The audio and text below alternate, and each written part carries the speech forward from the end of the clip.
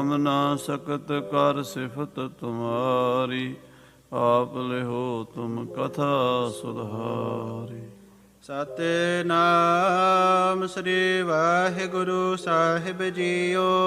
दोहरा सरमद की सुंदर कथा, श्रोता सुनहो रसाल। आत्म को बखियात पहा, ज्ञानी संत विशाल। वाहिगुरु जी का खालसा, वाहिगुरु जी की फतेह। परम ਸਨਮਾਨ ਜੋ ਗੁਰੂ ਰੂਪ ਗੁਰੂ ਖਾਲਸਾ ਸਾਧ ਸੰਗਤ ਜੀ, ਸਤਿਗੁਰਾਂ ਦੀ ਪਾਵਨ ਹਜ਼ੂਰੀ 'ਚ ਹਾਜ਼ਰੀਆਂ ਭਰ ਕੇ ਗੁਰਬਾਣੀ ਦੇ ਕੀਰਤਨ ਦਾ ਆਨੰਦ ਮਾਣਿਆ ਹੈ। ਆਓ ਹੁਣ ਜੋ ਗੁਰੂ ਮਹਾਰਾਜ 7ਵੇਂ ਪਾਤਸ਼ਾਹ ਜੀ ਦੇ ਸਮੇਂ ਦਾ ਇਤਿਹਾਸ ਚੱਲ ਰਿਹਾ ਹੈ। ਔਰੰਗਜ਼ੇਬ ਰਾਜਗੱਦੀ 'ਤੇ ਬੈਠਿਆ, ਉਸਨੇ ਬੜੇ ਜ਼ੁਲਮ, ਪਾਪ, ਅਤਿਆਚਾਰ ਸ਼ੁਰੂ ਕਰ ਦਿੱਤੇ। ਸਭ ਤੋਂ ਪਹਿਲਾਂ ਆਪਣੇ ਭਾਈ ਦਾਰਾ ਸ਼ਿਕੋਹ ਦਾ ਕਤਲ ਕੀਤਾ, ਔਰ ਦਾਰਾ ਸ਼ਿਕੋਹ ਦੇ ਜਿੰਨੇ ਵੀ ਪੱਖੀ ਮਹਾਂਪੁਰਸ਼ ਸਨ, ਕਿਉਂਕਿ ਸੰਤਾਂ ਦੇ ਮਿੱਤਰ ਸੰਤ ਹੁੰਦੇ ਹੈ ਅਤੇ ਚੋਰਾਂ ਦੇ ਮਿੱਤਰ ਚੋਰ ਹੁੰਦੇ ਹੈ। ਦਾਰਾ ਸ਼ਿਕੋਹ ਸੰਤ ਬਿਰਤੀ ਦਾ ਮਾਲਕ ਸੀ ਅਤੇ ਉਹਦੇ ਨਾਲ ਪ੍ਰੇਮ ਰੱਖਣ ਵਾਲੇ ਵੀ ਉਹੋ ਜਿਹੇ ਸਨ। ਉਹਨਾਂ ਮਹਾਂਪੁਰਸ਼ਾਂ ਨੂੰ, ਸੰਤਾਂ ਨੂੰ ਔਰੰਗਜ਼ੇਬ ਨੇ ਕਿਵੇਂ ਦੁੱਖ ਦਿੱਤੇ, ਕਿਵੇਂ ਕਸ਼ਟ ਦਿੱਤੇ, ਉਹ ਕਥਾ ਵੀ ਸਰਵਣ ਕਰੀਏ। ਜਿਨ੍ਹਾਂ ਵਿੱਚੋਂ ਸਭ ਤੋਂ ਸ਼੍ਰੋਮਣੀ ਮਹਾਂਪੁਰਸ਼ ਬ੍ਰਹਮ ਗਿਆਨੀ ਸਰਮਦ, ਜੋ ਕਿ ਸਾਧ ਸੰਗਤ ਜੀ ਕਈ ਵਿਦਵਾਨਾਂ ਦਾ ਮਤ ਹੈ ਕਿ ਅਰਮੀਨੀਆ ਦੇ ਰਹਿਣ ਵਾਲੇ ਸਨ। ਉੱਥੋਂ ਈਰਾਨ ਵਿੱਚ ਆ ਕੇ ਇਸਲਾਮ ਧਾਰਨ ਕੀਤਾ, ਫਿਰ ਹਿੰਦੁਸਤਾਨ, ਮੁਲਤਾਨ, ਪੰਜਾਬ, ਦਿੱਲੀ, ਫਿਰ ਦੱਖਣ ਵਿੱਚ ਵੀ ਜਿੱਧਰ ਹਜ਼ੂਰ ਸਾਹਿਬ ਵਾਲਾ ਇਲਾਕਾ, ਉੱਧਰ ਵੀ ਕਹਿੰਦੇ ਇੱਕ ਵਾਰੀ ਗਏ ਸਨ, ਹੈਦਰਾਬਾਦ ਵੱਲ। ਵਾਪਸ ਫਿਰ ਦਿੱਲੀ ਆ ਗਏ ਸਨ। ਇਹ ਮਹਾਂਪੁਰਸ਼ ਦਾ ਇਤਿਹਾਸ ਬੜਾ ਵੱਡਾ ਹੈ ਜੋ ਸਾਨੂੰ ਮਿਲਿਆ ਸੂਰਜ ਪ੍ਰਕਾਸ਼ ਵਿੱਚੋਂ। ਸਰਵਣ ਕਰੀਏ, ਪ੍ਰੇਮ ਦੇ ਨਾਲ ਆਖੀਏ ਸਤਨਾਮ ਸ੍ਰੀ ਵਾਹਿਗੁਰੂ ਸਾਹਿਬ ਜੀ, ਸਤਨਾਮ ਸ੍ਰੀ ਵਾਹਿਗੁਰੂ ਸਾਹਿਬ ਜੀ। ਦੋਹਰਾ ਸਰਮਦ ਕੀ ਸੁੰਦਰ ਕਥਾ, ਸਰਮਦ ਦੀ ਕਥਾ ਬੜੀ ਸੁੰਦਰ ਹੈ। ਸ਼੍ਰੋਤਾ ਸੁਨਹੁ ਰਸਾਲ। ਇਹ ਸਰੋਤਾ ਜਨੋ, ਇਹ ਰਸ ਵਾਲੀ, ਪ੍ਰੇਮ ਵਾਲੀ ਕਥਾ ਸਰਵਣ ਕਰੀਏ। ਆਤਮ ਕੋ ਬਖਿਆਤ ਪਹਾ, ਜਿਨ੍ਹਾਂ ਨੂੰ ਆਤਮਾ ਪ੍ਰਤੱਖ ਹੋ ਕੇ ਨਜ਼ਰ ਆਈ ਹੈ, ਜਿਨ੍ਹਾਂ ਨੇ ਆਤਮ ਗਿਆਨ ਵਿੱਚ ਬਿਰਤੀ ਅਰੂੜ ਹੋ ਗਈ ਹੈ, ਦਵੈਤ ਮਿਟ ਗਈ ਹੈ, ਇੱਕ ਰੂਪ ਹੋ ਗਏ ਹਨ ਪਰਮਾਤਮ ਤੱਤ ਦੇ ਵਿੱਚ।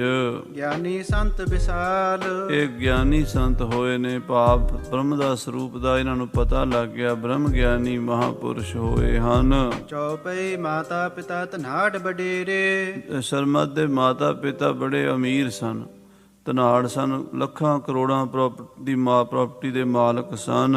ਏਕ ਪੁੱਤਰ ਜਨਮਿਓ ਤਿਨ ਕੇਰੇ, ਮਾਤਾ ਪਿਤਾ ਦੇ ਘਰ ਇੱਕੋ ਇਕਲੌਤਾ ਪੁੱਤਰ ਸਰਮਦ ਹੀ ਜੰਮਿਆ ਸੀ। ਬਹੁ ਦੁਲਾਰ ਤਿਨ ਪਾਰ ਨਕੀਨਾ, ਉਹਨਾਂ ਨੇ ਇਕਲੌਤਾ ਪੁੱਤਰ ਬੜੇ ਲਾਡਾਂ ਨਾਲ ਪਾਲਿਆ। ਮਾਤਾ ਪਿਤਾ ਨੇ ਬਹੁਤ ਪਿਆਰ ਨਾਲ ਆਪਣੇ ਪੁੱਤਰ ਦੀ ਪਰਵਰਿਸ਼ ਕੀਤੀ ਹੈ। ਖਾਨ ਪਾਨ ਮਨ ਭਾਵਤ ਦੀਨਾ, ਔਰ ਚੰਗਾ ਖਾਣਾ, ਚੰਗਾ ਪਹਿਨਣਾ, ਚੰਗਾ ਰਹਿਣ ਸਹਿਣ। ਅਮੀਰ ਘਰ ਦਾ ਬੱਚਾ ਸੀ, ਇੱਕੋ ਇੱਕ ਬੇਟਾ ਸੀ ਮਾਂ ਬਾਪ ਦਾ। ਇਸ ਕਰਕੇ ਮਾਂ ਬਾਪ ਨੇ ਇਸ ਨੂੰ ਪਾਲਣ ਵਿੱਚ, ਇਸ ਦੀ ਪਰਵਰਿਸ਼ ਕਰਨ ਵਿੱਚ ਕੋਈ ਕਸਰ ਨਹੀਂ ਛੱਡੀ। ਤਨ ਮਹਿ ਆਨ ਭਈ ਤਰਨਾਈ, ਹੌਲੇ ਹੌਲੇ ਜਵਾਨੀ ਆ ਗਈ। ਜਦੋਂ ਬਚਪਨ ਗੁਜ਼ਰਿਆ, ਜਵਾਨੀ 'ਚ ਪੈਰ ਧਰਿਆ। 20 ਬਰਸਨ ਬੈਸ ਬਿਤਾਈ, ਹੋਵੇਗੀ 20 ਸਾਲ ਦੀ ਉਮਰ। ਮੁੱਛਾਂ ਫੁੱਟੀਆਂ, ਦਾੜੀ ਆਈ ਮੂੰਹ ਦੇ ਉੱਤੇ। ਭਾ ਪਰਲੋਕ ਮਾਤ ਪਿਤ ਕੇਰਾ, ਮਾਤਾ ਪਿਤਾ ਜੀ ਚਲਾਣਾ ਕਰ ਗਏ। ਪਰਮੇਸ਼ਰ ਦਾ ਭਾਣਾ ਸੀ ਕਿ ਜਦੋਂ ਮਾਤਾ ਪਿਤਾ ਨੇ ਪਾਲ ਕੇ ਜਵਾਨ ਕੀਤਾ ਤੇ ਇਹਦਾ ਸੁੱਖ ਵੇਖ ਨਹੀਂ ਸਕੇ। ਮਾਤਾ ਪਿਤਾ ਨੂੰ ਅਕਾਲ ਪੁਰਖ ਦਾ ਸੱਦਾ ਆ ਗਿਆ। ਮਾਂ ਵੀ ਚੜ੍ਹਾਈ ਕਰ ਗਈ ਤੇ ਪਿਤਾ ਵੀ ਚੜ੍ਹਾਈ ਕਰ ਗਿਆ। ਰਹਿਓ ਇਕਾਕੀ ਦਰਬ ਕਨੇਰਾ, ਪੈਸਾ ਬਹੁਤ ਸੀਗਾ, ਲੱਖਾਂ ਕਰੋੜਾਂ ਰੁਪਇਆਂ ਦੀ ਪ੍ਰਾਪਰਟੀ, ਇਕੱਲਾ ਰਹਿ ਗਿਆ। ਪੂਰਬ ਜਨਮ ਭਾਗ ਵੱਡ ਜਾਗੇ, ਤੇ ਇਹਦੇ ਪੂਰਬਲੇ ਕਰਮ ਕੋਈ ਜਾਗ ਪਏ। ਭਾਗ ਚੰਗੇ ਸਨ, ਕੋਈ ਭਗਤੀ ਕੀਤੀ ਸੀ ਪਿਛਲੇ ਜਨਮ ਦੀ, ਉਹ ਜਾਗ ਪਈ ਹੈ। ਸਤ ਸੰਗਤ ਕਹੁ ਕਰ ਬੇ ਲਾਗੇ। ਇਹਦੇ ਮਨ 'ਚ ਬੈਰਾਗ ਪੈਦਾ ਹੋਇਆ ਤੇ ਸਤ ਸੰਗ ਕਰਨ ਲੱਗ ਪਿਆ।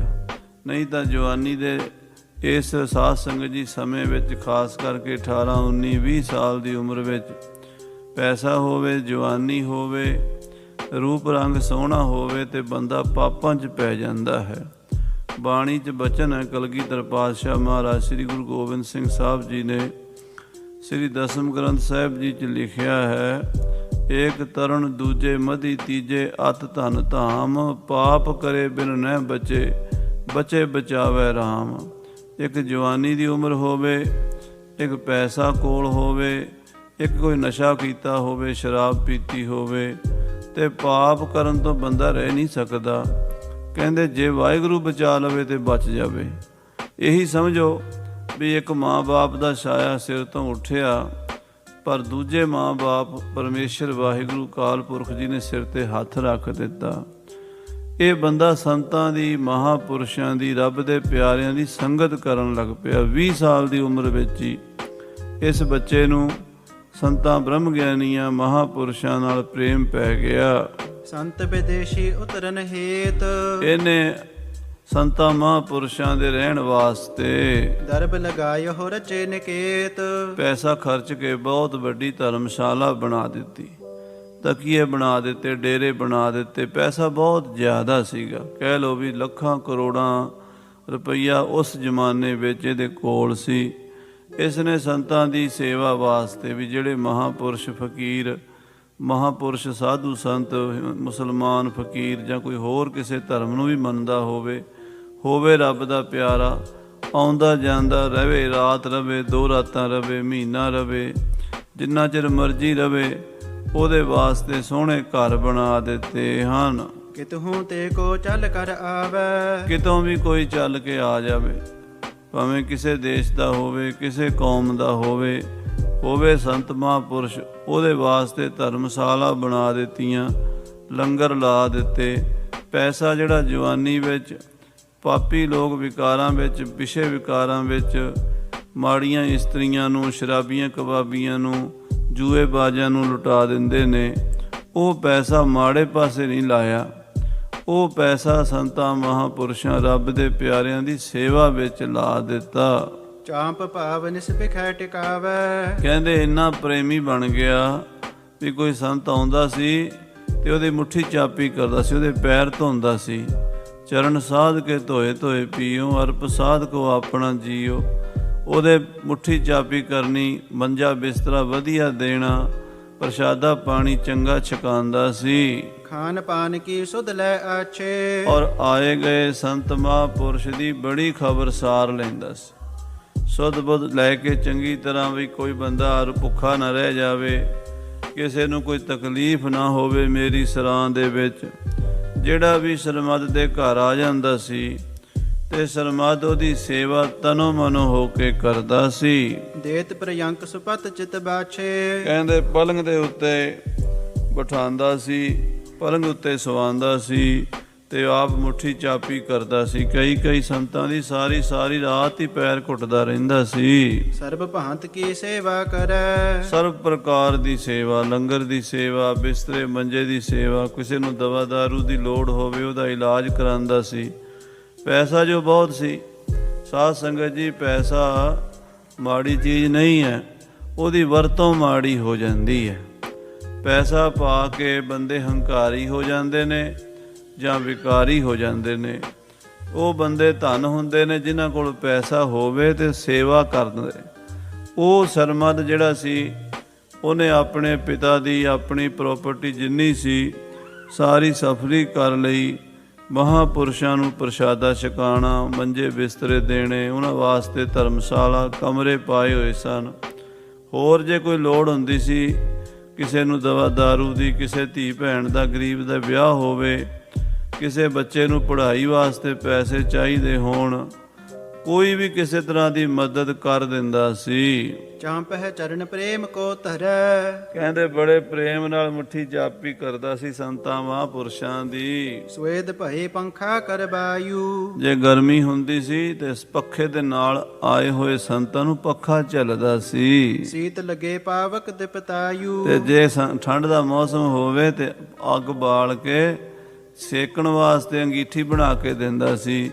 ਸੰਤਾਂ ਨੂੰ ਵਧੀਆ ਰਜਾਈਆਂ ਕੰਬਲ ਦਿੰਦਾ ਸੀ। ਇਤਿ ਆਦਿਕ ਕੇ ਆਨੰਦ ਦੇਤ, ਇਸ ਪ੍ਰਕਾਰ ਦੀਆਂ ਚੀਜ਼ਾਂ ਜਿਹੜੀਆਂ ਸੁਖ ਦੇਣ ਵਾਲੀਆਂ ਸੰਤਾਂ ਮਹਾਂਪੁਰਸ਼ਾਂ ਦੇ ਵਾਸਤੇ ਤਿਆਰ ਕਰਕੇ ਰੱਖਦਾ ਸੀ ਤੇ ਆਏ ਹੋਏ ਮਹਾਤਮਾ ਦੀ ਬਹੁਤ ਸੇਵਾ ਕਰਦਾ ਸੀ। ਟਹਿਲ ਕਰਨ ਪਰ ਰਹਿ ਸੁਚੇਤ, ਸੇਵਾ ਵਿੱਚ ਤੇ ਹਰ ਵੇਲੇ ਸੁਚੇਤ ਰਹਿੰਦਾ ਸੀ। ਟਹਿਲ ਮਹਿਲ ਤਾਂ ਕੋ ਮਿਲੈ ਜਾਂ ਕੋ ਸਾਧ ਕਿਰਪਾਲ। ਟਹਿਲ ਤੇ ਮਹਿਲ ਬੜੀ ਵੱਡੀਆਂ ਚੀਜ਼ਾਂ ਨੇ, ਟਹਿਲ ਤੋਂ ਹੀ ਮਹਿਲ ਮਿਲਦਾ ਹੈ। ਤੇ ਟਹਿਲ ਕਰਦਾ ਸੀ ਬੜੇ ਪ੍ਰੇਮ ਨਾਲ।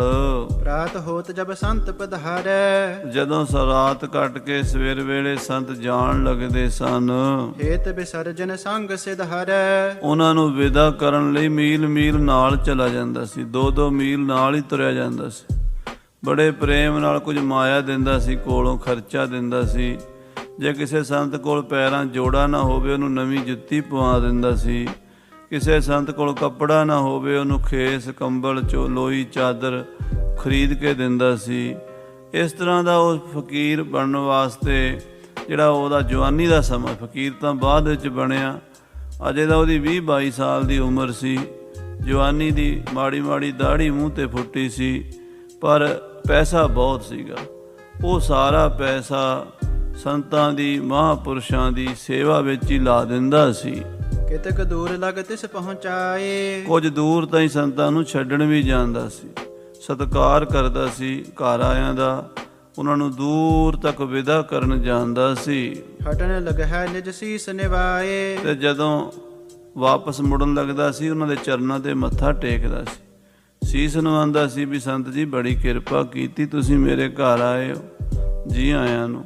ਜਦੋਂ ਕਿਰਪਾ ਕਰੋਗੇ ਫਿਰ ਵੀ ਦਰਸ਼ਨ ਦਿਆ ਜੇ, ਏਦਾਂ ਬੇਨਤੀ ਕਰਦਾ ਸੀ।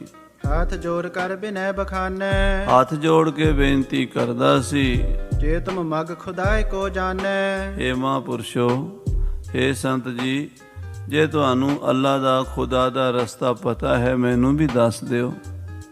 ਮੈਂ ਵੀ ਉਸ ਖੁਦਾ ਤੱਕ ਜਾਣਾ ਚਾਹੁੰਦਾ ਹਾਂ, ਉਸ ਅੱਲਾ ਤੱਕ ਪਹੁੰਚਣਾ ਚਾਹੁੰਦਾ ਹਾਂ। ਕਿਰਪਾ ਕਰੋ ਮੁਝ ਦੇਹੋ ਬਤਾਏ, ਕਿਰਪਾ ਕਰਕੇ ਮਿਹਰ ਕਰਕੇ ਮੈਨੂੰ ਦੱਸ ਦਿਓ। ਦਾਸ ਜਾਨ ਲਿਹੋ ਮੋਹਿ ਮਿਲਾਏ, ਮੈਨੂੰ ਆਪਣਾ ਦਾਸ ਜਾਣ ਕੇ, ਆਪਣਾ ਸੇਵਕ ਜਾਣ ਕੇ ਮਿਲਾ ਲਓ ਆਪਣੇ ਚਰਨਾਂ ਵਿੱਚ। ਉਸ ਖੁਦਾ ਨਾਲ ਮਿਲਾ ਦਿਓ ਜਿਸ ਦੀ ਮੈਂ ਖੋਜ ਕਰ ਰਿਹਾ ਹਾਂ, ਜਿਸ ਨੂੰ ਮੈਂ ਮਿਲਣਾ ਚਾਹੁੰਦਾ ਹਾਂ। ਜੇ ਤੁਹਾਨੂੰ ਖੁਦਾ ਦਾ ਰਸਤਾ ਪਤਾ ਹੈ, ਅੱਲਾ ਦਾ ਰਾਹ ਪਤਾ ਹੈ, ਤਾਂ ਮੈਨੂੰ ਉਹ ਰਾਹ ਦੱਸ ਦਿਓ। ਦੀਨ ਦੇਖ ਕਰ ਦਇਆ ਕਰੀਜੈ, ਮੈਂ ਗਰੀਬ ਹਾਂ, ਮੈਂ ਦੀਨ ਹਾਂ, ਮੈਂ ਨਿਮਾਣਾ ਹਾਂ, ਮੇਰੇ ਤੇ ਦਇਆ ਕਰੋ। ਦੇਖੋ ਸਾਧ ਸੰਗਤ ਜੀ, ਬਹੁਤੇ ਅਮੀਰ ਹੋਣ ਦਾ ਇੱਕੋ ਹੀ ਫਾਇਦਾ ਹੈ ਵੀ ਬੰਦੇ ਨੂੰ ਆਪਣੇ ਅੰਦਰ ਦੀ ਗਰੀਬੀ ਦਾ ਪਤਾ ਲੱਗ ਜੇ।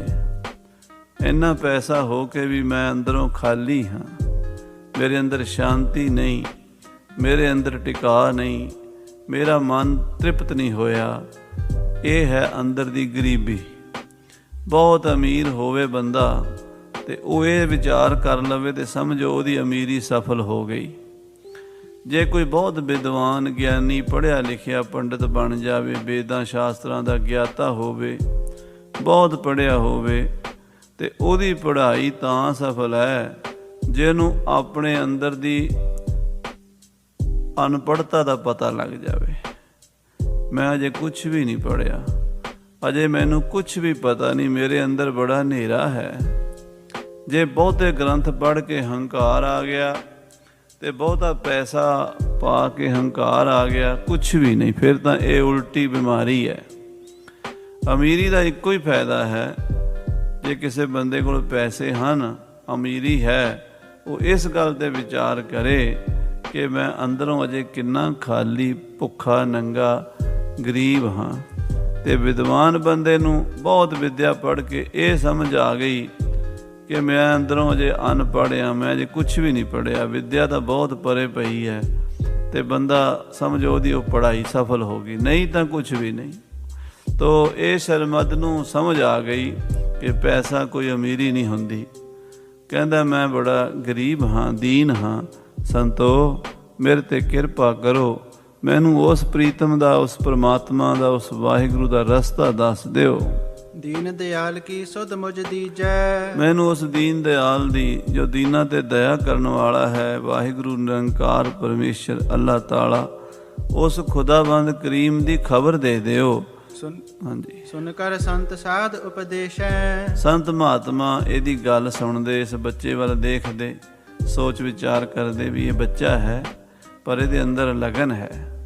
ਉਹਨੂੰ ਉਪਦੇਸ਼ ਦਿੰਦੇ, ਇਹ ਬੇਟਾ ਅੱਲਾ ਦਾ ਨਾਮ ਜਪੀਦਾ ਹੈ, ਅੱਲਾ ਦੀ ਬੰਦਗੀ ਕਰੀਦੀ ਹੈ, ਨਮਾਜ਼ ਪੜ੍ਹੀਦੀ ਹੈ, ਕੁਰਾਨ ਪੜ੍ਹੀਦੀ ਹੈ, ਉਸ ਖੁਦਾ ਦੀ ਇਬਾਦਤ ਕਰੀਦੀ ਹੈ। ਇਹ ਸਿੱਖਿਆ ਮਹਾਂਪੁਰਸ਼ ਦਿੰਦੇ ਸਨ। ਨਾਮ ਅੱਲਾਹ ਸੋ ਪਾਕ ਵਿਸ਼ੇਸ਼ੈ, ਉਹ ਕਹਿੰਦੇ ਸਨ ਅੱਲਾ ਦਾ ਨਾਮ ਹੀ ਪਵਿੱਤਰ ਹੈ, ਅੱਲਾ ਪਵਿੱਤਰ ਹੈ, ਅੱਲਾ ਦਾ ਨਾਮ ਪਵਿੱਤਰ ਹੈ। ਉਹ ਪਵਿੱਤਰ ਨਾਮ ਅੱਲਾ ਦਾ ਬਾਰ-ਬਾਰ ਜਪਿਆ ਕਰ, ਅੱਲਾ ਅੱਲਾ ਕਰਿਆ ਕਰ।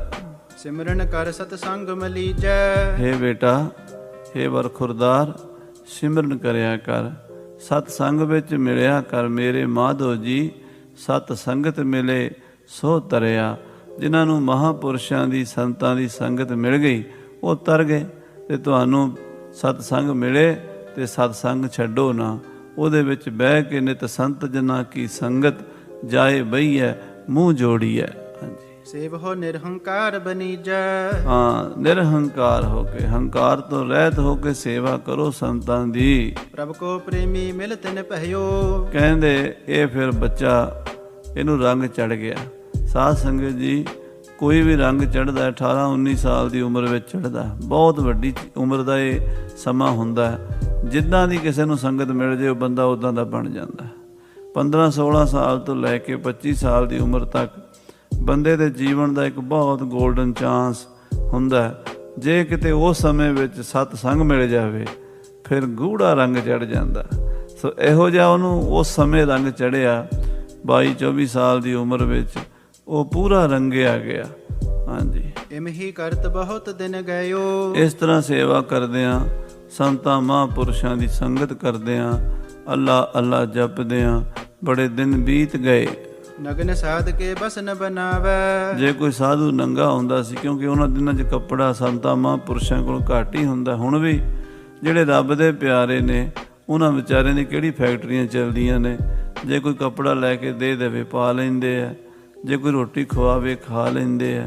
ਦਰਵੇਸ਼ ਰੱਬ ਦੇ ਆਸਰੇ ਤੇ ਰਹਿੰਦੇ ਆ।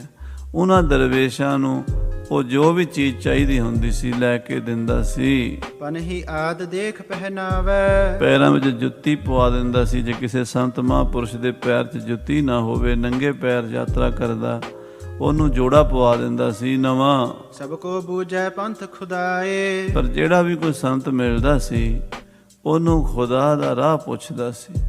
ਐ ਸੰਤ ਜੀ, ਮੈਨੂੰ ਅੱਲਾ ਦਾ ਰਾਹ ਦੱਸ ਦਿਓ, ਖੁਦਾ ਦਾ ਰਾਹ ਦੱਸ ਦਿਓ।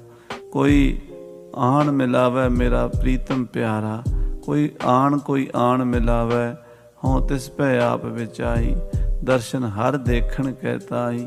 ਇੱਦਾਂ ਦੀ ਦਸ਼ਾ ਉਹਦੀ ਬਣ ਚੁੱਕੀ ਸੀ। ਸੇਵਾ ਕਰਤ ਰਾਤ ਦਿਨ ਜਾਏ, ਦਿਨ ਰਾਤ ਸੰਤਾਂ ਦੀ ਸੇਵਾ ਕਰਦਿਆਂ ਬੀਤ ਜਾਂਦੇ ਸਨ। ਸਾਰੀ ਰਾਤ ਮੁੱਠੀ ਚਾਪੀ ਸੰਤਾਂ ਦੀ ਕਰਦੇ ਰਹਿਣਾ। ਕਿਸੇ ਸੰਤ ਨੂੰ ਹਫਤਾ ਆਪਣੇ ਡੇਰੇ ਰੋਕ ਲੈਣਾ, ਕਿਸੇ ਨੂੰ ਮਹੀਨਾ ਹੀ ਰੋਕ ਲੈਣਾ, ਤੇ ਕਿਸੇ ਨੂੰ ਜੇ ਕਿਸੇ ਨੇ ਜਾਣਾ ਹੁੰਦਾ ਉਹਨੂੰ ਦੂਰ ਤੱਕ ਛੱਡ ਕੇ ਆਉਣਾ, ਸੇਵਾ ਕਰਨੀ। ਆਪਣਾ ਜਿੰਨਾ ਵੀ ਪਿਓ ਦਾ ਕਰੋੜਾਂ ਰੁਪਈਆ ਸੀਗਾ, ਅਰਬਾਂ ਰੁਪਈਆ ਸੀ, ਉਹ ਸਾਰਾ ਸੇਵਾ ਵਿੱਚ ਹੀ ਲਾ ਦਿੰਦਾ ਸੀ। ਤਹੀਂ ਸੰਤ ਨਿਤ ਹੀ ਚਲ ਆਵੈ, ਜਦੋਂ ਸੰਤਾਂ ਨੂੰ ਪਤਾ ਲੱਗਾ ਵੀ ਉਹ ਬੱਚਾ ਬੜਾ ਪ੍ਰੇਮੀ ਹੈ, ਬੜਾ ਅਮੀਰ ਹੈ, ਪੈਸੇ ਵਾਲਾ ਹੈ, ਪਰ ਹੰਕਾਰੀ ਨਹੀਂ ਹੈ, ਤਾਂ ਚੰਗੇ ਮਹਾਂਪੁਰਸ਼ ਉਹਨੂੰ ਦਰਸ਼ਨ ਦੇਣ ਲਈ ਉਹਦੇ ਕੋਲ ਆ ਜਾਂਦੇ ਸਨ। ਕਰ ਖਿਜ਼ਮਤ ਸਭ ਹੂਨ ਰਜਾਵੈ, ਤੇ ਸਾਰਿਆਂ ਦੀ ਖਿਦਮਤ ਕਰਦਾ ਸੀ, ਸੇਵਾ ਕਰਦਾ ਸੀ। ਖਿਦਮਤ ਮਾਨੇ ਸੇਵਾ, ਸਾਰਿਆਂ ਦੀ ਖਿਦਮਤ ਕਰਦਾ ਸੀ, ਸਾਰਿਆਂ ਨੂੰ ਪ੍ਰਸੰਨ ਕਰਦਾ ਸੀ। ਵਿਦਾ ਕਰਤ ਜਬ ਜਾਏ ਅਗੇਰੇ, ਜਦੋਂ ਕੋਈ ਸੰਤ ਮਹਾਤਮਾ ਤੁਰਨ ਲੱਗਦਾ ਸੀ, ਘਰੋਂ ਜਾਂਦਾ ਸੀ ਤੇ ਉਹਨੂੰ ਦੂਰ ਤੱਕ ਵਿਦਾ ਕਰਨ ਜਾਂਦਾ ਸੀ। ਬੂਝੈ ਮਗ ਖੁਦਾਏ ਤਿਸ ਬੇਰੇ। ਜਦੋਂ ਸੰਤ ਮਹਾਂਪੁਰਸ਼ ਜਾ ਰਹੇ ਹੁੰਦੇ ਸਨ, ਉਹਨਾਂ ਨੂੰ ਮੀਲ 2 ਮੀਲ ਨਾਲ ਤੁਰੀ ਜਾਣਾ ਤੇ ਨਾਲੇ ਹੱਥ ਜੋੜ ਕੇ ਕਹਿਣਾ, ਮਹਾਂਪੁਰਸ਼ੋ, ਸੰਤ ਜੀ, ਫਕੀਰ ਸਾਈਂ, ਅੱਲਾ ਦੇ ਦਰਵੇਸ਼, ਕਿਰਪਾ ਕਰੋ, ਮੈਨੂੰ ਖੁਦਾ ਦਾ ਰਾਹ ਦੱਸ ਦਿਓ। ਜੇ ਤੁਹਾਨੂੰ ਅੱਲਾ ਦੇ ਰਾਹ ਦਾ ਪਤਾ ਹੈ, ਖੁਦਾ ਨੂੰ ਮਿਲਣ ਦਾ ਢੰਗ ਪਤਾ ਹੈ, ਤੇ ਮੇਰੇ ਤੇ ਕਰੋ ਕਿਰਪਾ, ਮੈਨੂੰ ਵੀ ਦੱਸੋ ਵੀ ਮੈਂ ਉਸ ਅੱਲਾ ਖੁਦਾ ਪ੍ਰਮਾਤਮਾ ਵਾਹਿਗੁਰੂ ਨੂੰ ਕਿਵੇਂ ਮਿਲ ਸਕਦਾ ਹਾਂ। ਸ਼ਾਹੋ ਹੁਸੈਨ ਕਿਦੋਂ ਕੋ ਔਰ। ਕਹਿੰਦੇ ਨੇ ਕੋਈ ਮਹਾਂਪੁਰਸ਼ ਆਇਆ, ਭਾਵੇਂ ਉਹ ਸ਼ਾਹ ਹੁਸੈਨ ਸੀ ਜਾਂ ਕੋਈ ਹੋਰ ਫਕੀਰ ਸੀ, ਕੋਈ ਹਾਫਿਜ਼ ਸੀ ਜਾਂ ਕੋਈ ਸੀ, ਪਹੁੰਚਿਆ ਹੋਇਆ ਕੋਈ ਫਕੀਰ ਬ੍ਰਹਮ ਗਿਆਨੀ ਤਤ ਬੇਤਾ ਇੱਕ ਦਿਨ ਇਹਦੇ ਡੇਰੇ ਆ ਗਿਆ। ਪੂਰਨ ਸੰਤ ਆਏ ਤਿਸ ਠੌਰ। ਪੂਰਨ ਸੰਤ ਆ ਗਿਆ। ਅੱਗੇ ਵੀ ਆਉਂਦੇ ਸਨ ਸੰਤ, ਪਰ ਜਿਹੜਾ ਜਿੱਥੋਂ ਦੀਵਾ ਜਗਣਾ ਹੋਵੇ ਉੱਥੋਂ ਹੀ ਜਗਣਾ ਨਾ, ਜਿਹੜੀ ਅੰਦਰ ਜੋਤ ਪ੍ਰਕਾਸ਼ ਸੀ ਉਹ ਆ ਗਿਆ। ਹਾਂਜੀ, ਤਿਮਹੀ ਸੇਵਾ ਤਿਸ ਕੀ ਕਰੀ। ਕਹਿੰਦੇ ਹੋ ਜਿਵੇਂ ਬਾਕੀ ਸੰਤਾਂ ਦੀ ਸੇਵਾ ਕਰਦਾ ਸੀ, ਇਹਨੇ ਉਸ ਮਹਾਂਪੁਰਸ਼ ਦੀ ਵੀ ਬੜੇ ਪ੍ਰੇਮ ਨਾਲ ਸੇਵਾ ਕੀਤੀ। ਖਾਨ ਪਾਨ ਪਦ ਚਾਂਪੀ ਭਰੀ। ਰਾਤ ਪ੍ਰਸ਼ਾਦਾ ਛਕਾਇਆ, ਮੰਜਾ ਬਿਸਤਰਾ ਦਿੱਤਾ। ਜਦੋਂ ਉਹ ਸੰਤ ਸ਼ਾਹ ਹੁਸੈਨ ਸੌਣ ਲੱਗੇ ਤੇ ਉਹਨਾਂ ਦੇ ਪੈਰਾਂ ਦੀ ਮੁੱਠੀ ਚਾਪੀ ਕੀਤੀ।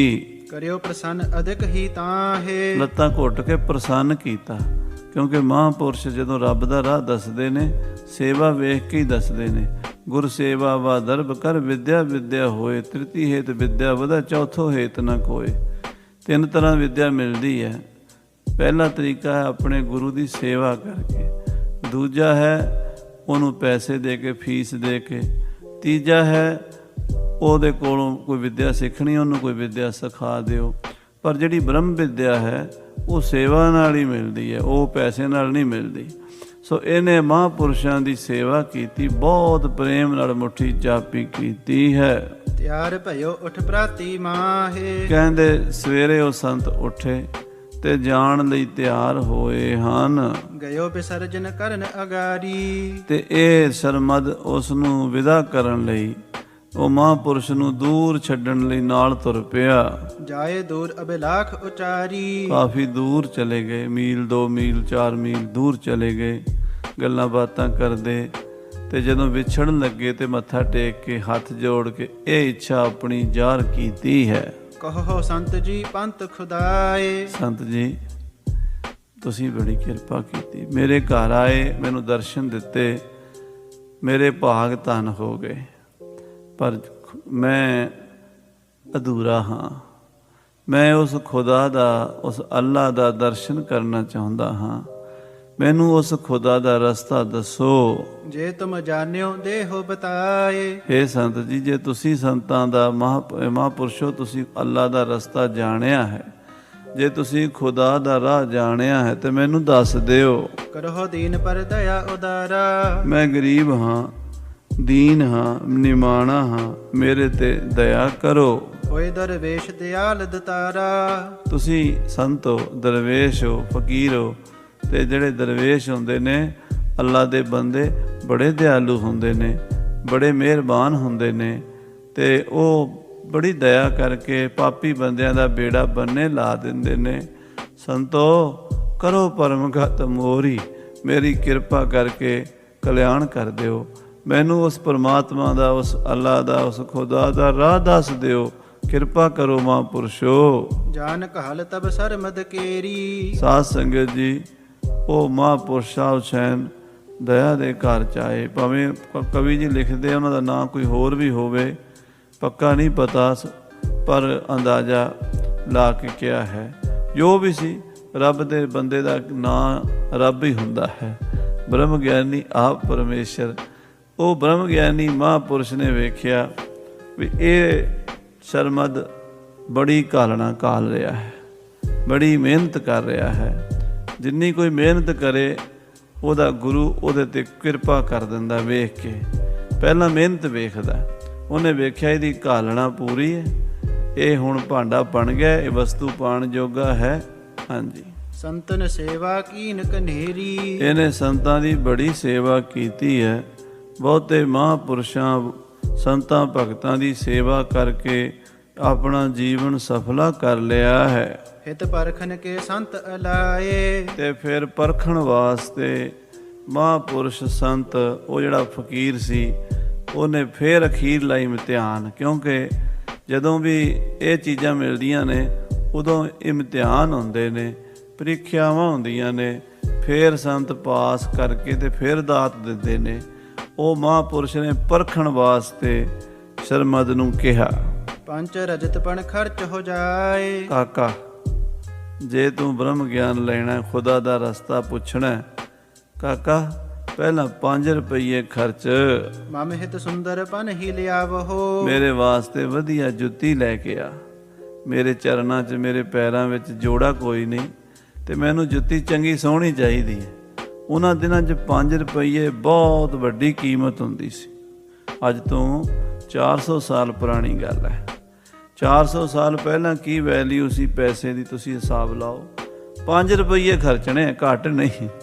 5 ਰੁਪਈਏ ਦੇ ਤਾਂ ਸਾਧ ਸੰਗਤ ਜੀ ਉਹਨਾਂ ਦਿਨਾਂ 'ਚ ਕਹਿ ਲਓ 10, 15, 20 ਜੋੜੇ ਆ ਜਾਂਦੇ ਹੋਣਗੇ, ਕਿਉਂਕਿ ਪੈਸੇ ਦੀ ਵੈਲਿਊ ਬੜੀ ਸੀ। ਪਰ ਜੁੱਤੀ ਮਹਿੰਗੀ ਤੋਂ ਮਹਿੰਗੀ ਵੀ ਹੁੰਦੀ ਹੈ। ਉਹ ਕਹਿੰਦਾ ਵੀ ਵਧੀਆ ਜੁੱਤੀ ਲੈ ਕੇ ਆਉਣੀ ਹੈ ਜੇ ਮੈਨੂੰ ਖੁਸ਼ ਕਰਨਾ ਹੈ। ਹਾਂਜੀ, ਅਬ ਹੀ ਗਮਨਹੁ ਗੋਹਰ ਨ ਲਾਵਹੋ। ਦੇਰ ਨਾ ਲਾ, ਹੁਣੇ ਜਾ ਤੇ ਜਿਹੜੀ ਸਭ ਤੋਂ ਵਧੀਆ ਚੰਗੀ ਕਿਸਮ ਦੀ ਜੁੱਤੀ ਬਣਾਈ ਹੋਵੇ ਮੋਚੀ ਨੇ, ਉਹ ਲੈ ਕੇ ਆਉਣੀ ਹੈ ਮੇਰੇ ਵਾਸਤੇ। 5 ਰੁਪਈਏ ਖਰਚਣੇ ਉਹਦੇ ਉੱਤੇ। ਹਾਂਜੀ, ਸੁਨ ਸਰਮਦ ਕਰ ਜੋਰ ਬਖਾਨਿਓ। ਸਰਮਦ ਨੇ ਹੱਥ ਜੋੜ ਕੇ ਆਖਿਆ, ਕਹਿ ਰਹੋ ਲਖੋ ਸ਼ੀਗਰ ਹੀ ਆਨਿਓ। ਮਹਾਰਾਜ ਤੁਸੀਂ ਖੜੋ, ਤੇ ਬਸ ਮੈਂ ਗਿਆ ਤੇ ਆਇਆ, ਹੁਣੇ ਮੈਂ ਲੈ ਕੇ ਆਉਣਾ ਜੁੱਤੀ। ਇਹ ਕਿਹੜੀ ਗੱਲ ਹੈ, ਤੁਸੀਂ ਖੜੋ ਕਿਰਪਾ ਕਰਕੇ। ਇਮ ਕਹਿ ਤੁਰਤ ਬਾਜ਼ਾਰ ਸਿਧਾਇਓ ਹੋ। ਏਦਾਂ ਕਹਿ ਕੇ ਸਰਮਦ ਬਾਜ਼ਾਰ ਵੱਲ ਦੌੜਿਆ। ਜਸ ਚਾਹਿਓ ਤਸ ਤਤ ਛਿਨ ਲਿਆਇਓ। ਜਿੱਦਾਂ ਦਾ ਜੋੜਾ ਮਹਾਂਪੁਰਸ਼ਾਂ ਨੇ ਕਿਹਾ ਸੀ ਨਾ, ਮਹਿੰਗਾ ਵਧੀਆ ਕੀਮਤੀ ਜੁੱਤੀ, ਉਹ ਲਿਆਂਦੀ ਹੈ। ਨਿਜ ਕਰ ਤੇ ਪਹਿਰਾਵਨ ਕੀਨ। ਤੇ ਆਪਣੇ ਹੱਥੀਂ ਸੰਤਾਂ ਦੇ ਚਰਨਾਂ 'ਚ ਪਾਈ ਹੈ। ਮਹਾਂਪੁਰਸ਼ੋ ਚਰਨ ਉਰਾਂ ਕਰੋ। ਸੰਤਾਂ ਨੇ ਚਰਨ ਅੱਗੇ ਕੀਤੇ, ਕੱਪੜੇ ਨਾਲ ਚਰਨ ਝਾੜ ਕੇ ਤੇ ਜੋੜਾ ਚਰਨਾਂ ਵਿੱਚ ਪਾ ਦਿੱਤਾ। ਤਬ ਦਰਵੇਸ਼ ਕਹਿਓ ਸ਼ੁਭ ਚੀਨ। ਤੇ ਮਹਾਂਪੁਰਸ਼ ਨੇ ਵੇਖ ਲਿਆ ਵੀ ਇਹਦੇ ਅੰਦਰ ਲਗਨ ਹੈ। ਲਗਨ ਪਿੱਛੇ ਇੰਨਾ ਦੌੜਿਆ ਹੈ, ਭੱਜ ਕੇ ਗਿਆ ਹੈ, ਲੈ ਕੇ ਆਇਆ ਹੈ, ਪੈਸੇ ਵੀ ਖਰਚੇ ਨੇ। ਉਹਨੇ ਪਰਖ ਲਿਆ ਵੀ ਇਹ ਬੰਦਾ ਭਾਂਡਾ ਬਣ ਰਿਹਾ ਹੈ। ਵਸਤੂ ਤਾਂ ਹੀ ਪੈਂਦੀ, ਭਾਂਡੇ ਤੋਂ ਬਿਨਾਂ ਵਸਤੂ ਨਹੀਂ ਪੈਂਦੀ। ਸਾਡਾ ਭਾਂਡਾ ਦਾ ਸਾਧ ਸੰਗਤ ਜੀ ਛੋਟਾ ਹੈ, ਚੀਜ਼ ਬੜੀ ਵੱਡੀ ਲੱਭਦੇ ਫਿਰਦੇ ਹਾਂ, ਫਿਰ ਪਾਵਾਂਗੇ ਕਿੱਥੇ? ਤੋ ਭਾਂਡਾ ਵੇਖ ਲਿਆ ਵੀ ਭਾਂਡਾ ਪੂਰਾ ਹੈ। ਹਾਂਜੀ, ਜੋ ਖੁਦਾਏ ਕੀ ਖਾਹਿਸ਼ ਤੋਹੇ। ਤੇ ਫਿਰ ਉਹ ਮਹਾਂਪੁਰਸ਼ ਬੋਲੇ, ਕਹਿੰਦੇ ਕਾਕਾ, ਜੇ ਤੈਨੂੰ ਅੱਲਾ ਦੀ ਖੁਆਇਸ਼ ਹੈ, ਜੇ ਖੁਦਾ ਨੂੰ ਮਿਲਣਾ ਚਾਹੁੰਦਾ ਹੈ, ਹਾਂਜੀ, ਇਹਾਂ ਥਿਰਹੁ ਆਵਨ ਲਗ ਮੋਹੇ। ਮੈਂ ਕੰਮ ਚੱਲਿਆ, ਜਿੰਨਾ ਚਿਰ ਮੈਂ ਆਉਂਦਾ ਨਹੀਂ ਇੱਥੇ ਖੜਾ ਰਹੋ।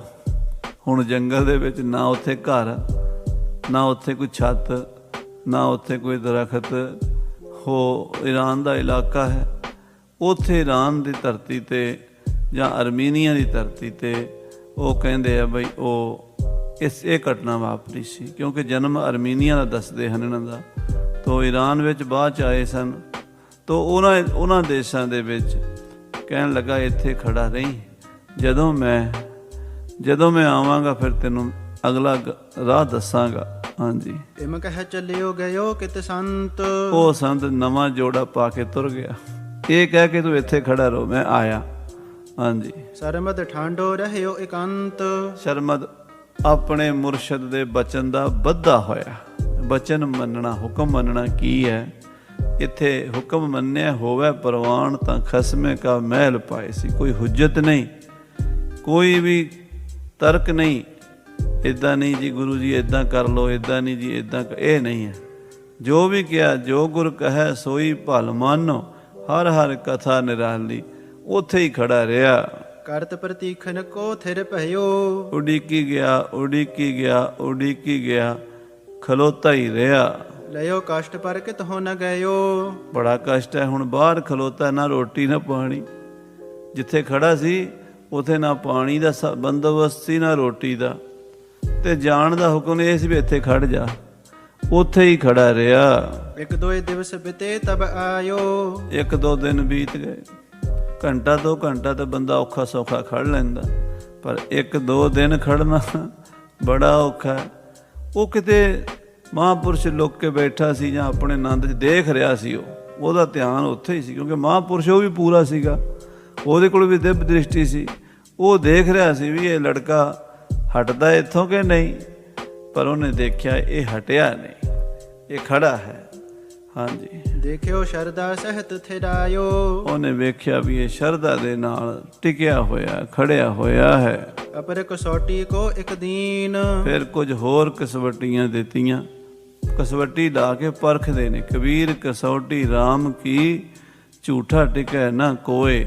RAM ਕਸੌਟੀ ਸੋ ਸਹੈ, ਜੋ ਮਰ ਜੀਵਾ ਹੋਏ। ਮਰ ਜੀਵਾ, ਜਿਹਨੂੰ ਆਪਾਂ ਮਰਜੀਵੜਾ ਕਹਿੰਦੇ ਪੰਜਾਬੀ ਵਿੱਚ, ਮਰਜੀਵੜਾ।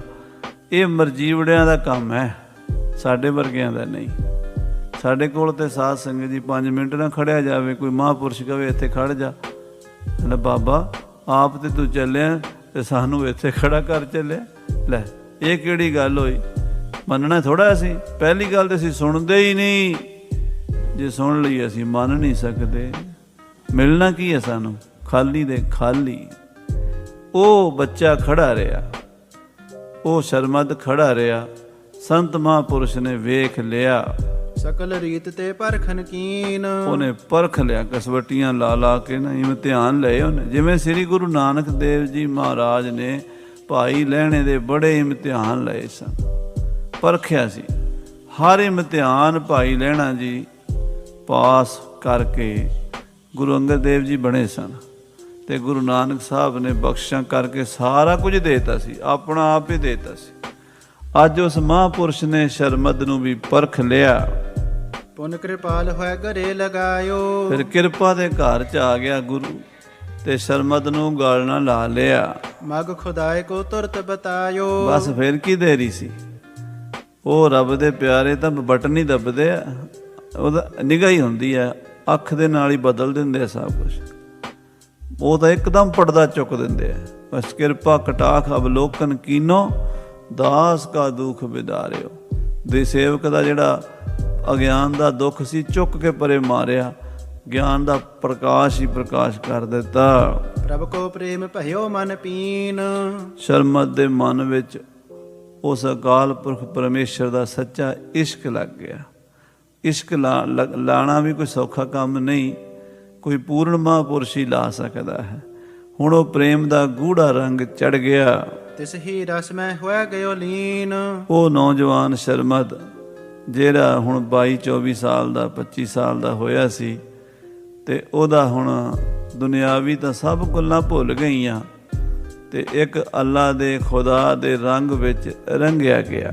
ਜਿਸ ਦਿਨ ਰਹਿ ਅੱਲਾਹ ਸੋ ਮਾਤਾ। ਦਿਨ ਰਾਤ ਅੱਲਾ ਅੱਲਾ ਅੱਲਾਹੂ ਅੱਲਾਹੂ ਅੱਲਾਹੂ ਅੱਲਾਹੂ ਅੱਲਾਹੂ ਅੱਲਾਹੂ, ਬਸ 8 ਪੈਰ ਹੋ ਗਏ। ਕਿਹੜਾ ਸਵਾਸ ਹੈ ਜਿਹੜਾ ਬਿਰਥਾ ਜਾਵੇ? ਮਹਾਰਾਜ ਦੀ ਬਾਣੀ ਚੰਦ ਨਾ, ਸਾਸ ਸਾਸ ਜਾਏ ਨਾਮੈ ਬਿਨ, ਸੋ ਬਿਰਥਾ ਸਾਸ ਬੇਕਾਰੇ। ਜਿਹੜਾ ਸਵਾਸ ਨਾਮ ਤੋਂ ਬਿਨਾਂ ਚਲਾ ਗਿਆ ਸਮਝੋ ਬਿਰਥਾ ਚਲਾ ਗਿਆ। ਉਹ ਸ਼ਰਮਦ ਹੁਣ ਹਰ ਸਵਾਸ ਨਾਲ ਅੱਲਾਹੂ ਅੱਲਾਹੂ ਅੱਲਾਹੂ ਜਪਣ ਲੱਗਾ।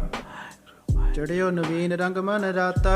ਕਹਿੰਦੇ ਹੁਣ ਉਸ ਰੰਗ ਵਿੱਚ ਰੰਗਿਆ ਗਿਆ, ਗੂੜਾ ਰੰਗ ਚੜ ਗਿਆ। ਜਿਤ ਕੋ ਹੁਤੋ ਧਨ ਸਰਬ ਲਗਾਇਓ। ਲਾਲ ਰੰਗ ਤਿਸ ਕੋ ਲੱਗਾ, ਜਿਸ ਕੇ ਵਡ ਭਾਗਾ। ਮੈਲਾ ਕਦੇ ਨਾ ਹੋਵਈ, ਨਾ ਲਾਗੈ ਦਾਗਾ। ਪ੍ਰਭ ਪਾਇਆ ਸੁਖਦਾਈਆ, ਮਿਲਿਆ ਸੁਖ ਪਾਏ। ਸਹਿਜ ਸਮਾਨਾ ਭੀਤਰੇ, ਛੋੜਿਆ ਨਾ ਜਾਏ। ਜਿੰਨਾ ਪੈਸਾ ਸੀ ਨਾ, ਕਰੋੜਾਂ ਰੁਪਈਆ ਸੀਗਾ, ਹੁਣ ਸਾਰਾ ਖਰਚ ਕਰ ਦਿੱਤਾ। ਦਰਵੇਸ਼ਨ ਕੋ ਖਾਣਾ ਖਵਾਇਓ। ਉਹਦੇ ਨਾਲ ਗਰੀਬਾਂ ਫਕੀਰਾਂ ਲੋੜਵੰਦਾਂ ਨੂੰ ਖਾਣਾ ਖਵਾ ਦਿੱਤਾ। ਵੇਚਿਓ ਘਰ ਜੇ ਤੱਕ ਧਨ ਲੀਨ। ਜਿੰਨਾ ਘਰ ਸੀ ਨਾ, ਬੜਾ ਵੱਡਾ ਮਹਿਲ ਸੀਗਾ। ਪਿਓ ਮਾਂ ਅਮੀਰ ਸਨ, ਸੁਦਾਗਰ ਸਨ ਉਹਨਾਂ ਦੇ ਮਾਤਾ ਪਿਤਾ। ਉਹ ਵੱਡਾ ਸਾਰਾ ਘਰ, ਵੱਡੀ ਸਾਰੀ ਹਵੇਲੀ ਵੇਚ ਦਿੱਤੀ।